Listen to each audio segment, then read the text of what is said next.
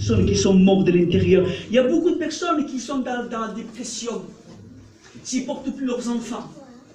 Comment on voit des symptômes des gens qui vivent dans la dépression? Ils sont déjà atteints par le mal. La dépression, ils les ont atteints. Alors eux, ils sont constamment chez eux. C'est les signes, ça. C'est les signes. Ils ne veulent plus sortir de chez eux. Je suis bien dans mon cas, je suis bien là, je suis bien. Ferme le volet. Ça, c'est les signes. Il veut rester dans le noir. Il ne supporte plus personne. Il ne supporte plus ses enfants. Il ne supporte plus son mari. Il ne supporte plus sa femme. Il ne supporte plus.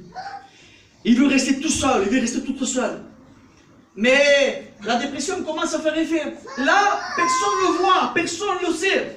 Mais la dépression commence à faire effet. Commence à faire effet. La Bible dit, nous allons lire dans Luc chapitre 10, verset 25.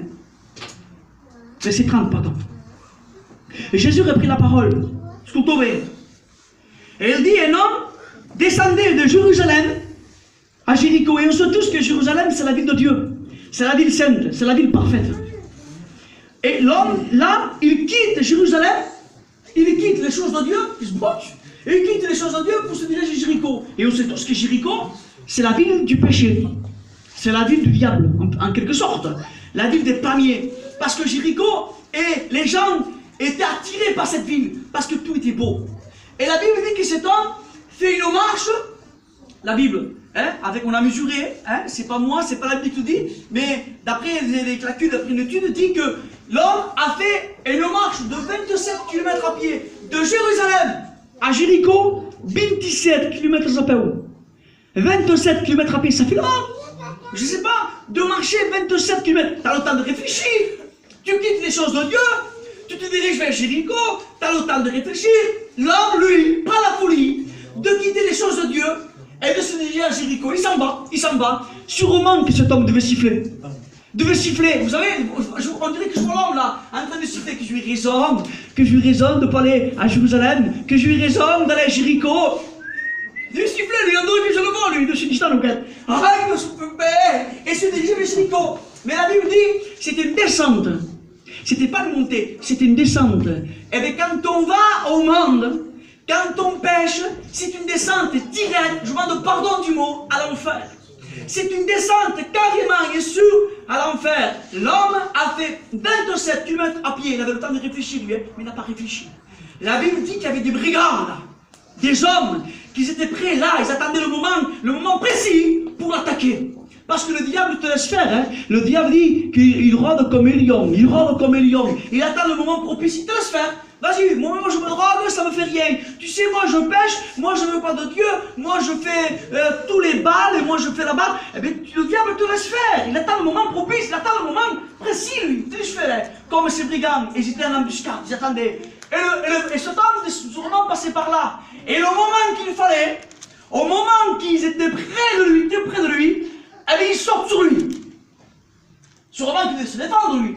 Sûrement qu'il devait se battre, je ne sais pas. Mais il devait se défendre. Mais comme ils étaient plusieurs, il n'a pas pu faire l'affaire. Hein. Il ne peut pas faire l'affaire devant le diable.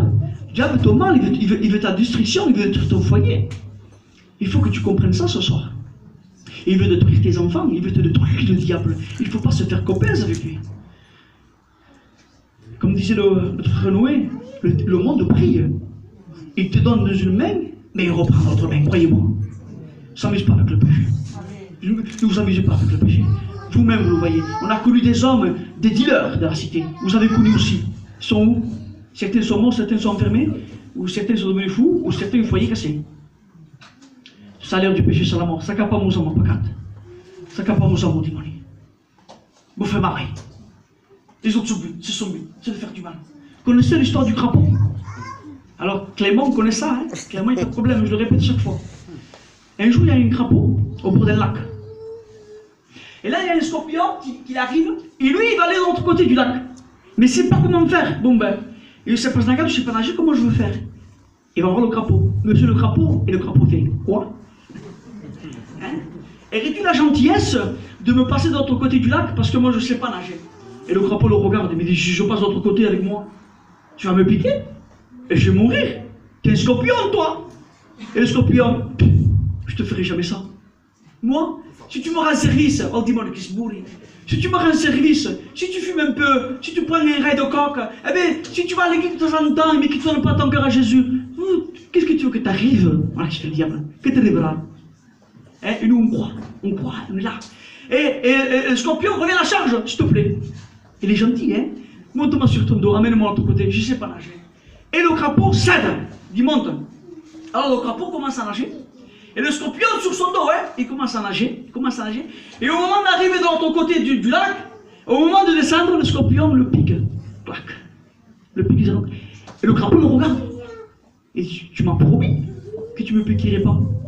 Pourquoi tu as fait ça? Pourquoi tu m'as piqué? Je vais mourir maintenant, le venin sur moi, je vais mourir. Tu m'as acheté le venin, je vais mourir. Pourquoi tu as fait ça? Vous savez que ce qui répond le crapaud, c'est plus fort que moi.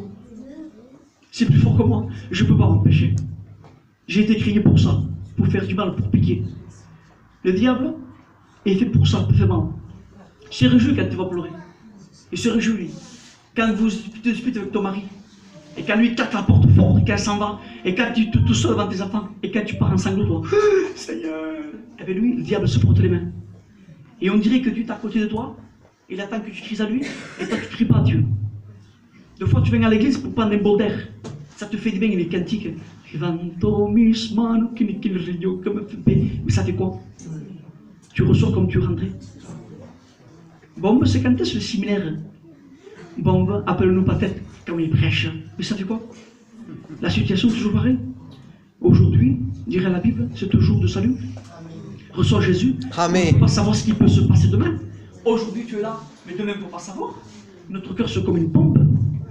Il bat, mais le jour qu'il va décider de s'arrêter, il s'arrêtera. Une histoire vraie, vous montez debout. Il y a une sœur chrétienne